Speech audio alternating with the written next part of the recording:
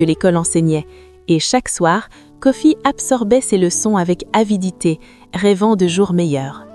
Et dans le silence de leur petite maison modeste, une certitude s'installait. Un jour, leur intelligence, leur courage et leur persévérance finiraient par triompher. Le mépris et la richesse de Rita ne seraient plus qu'un obstacle sur le chemin de Kofi vers la réussite.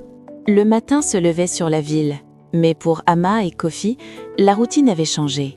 Chaque jour, Kofi se rendait à l'école avec l'espoir chevillé au corps. Même si les vêtements étaient usés et les chaussures presque trop petites pour ses pieds, il marchait avec la tête haute, empli de détermination. Ama, chaque matin, lui préparait le petit déjeuner avec soin, un simple bol de riz ou de pain avec un peu de thé, mais elle y mettait tout son amour, comme si chaque geste pouvait nourrir non seulement le corps, mais aussi l'esprit de son fils. À l'école, Kofi brillait. Dès qu'il posait un pied dans la salle de classe, son intelligence captivait les enseignants. Il lisait avec une rapidité étonnante, comprenait les leçons avant que les autres n'aient saisi les concepts et posait des questions qui étonnaient même ses camarades. Les livres qu'il avait chez lui, rares mais précieux, étaient pour lui des trésors à explorer. Il les feuilletait avec passion le soir, sous la lumière vacillante d'une lampe que sa mère avait réussi à acheter, apprenant chaque jour quelque chose de nouveau. Ses professeurs remarquaient sa persévérance et sa soif de savoir. Ils voyaient en lui non seulement un élève brillant, mais un garçon déterminé à transformer sa vie malgré la pauvreté qui l'entourait.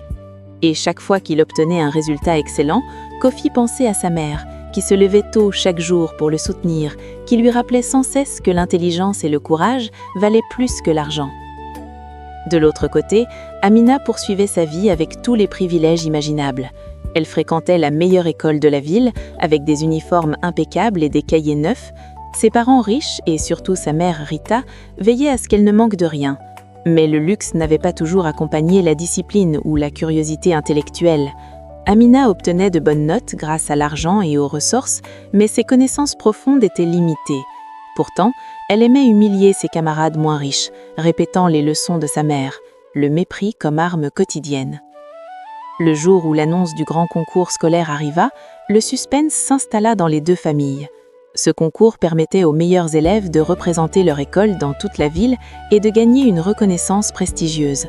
Pour Kofi, c'était un rêve lointain.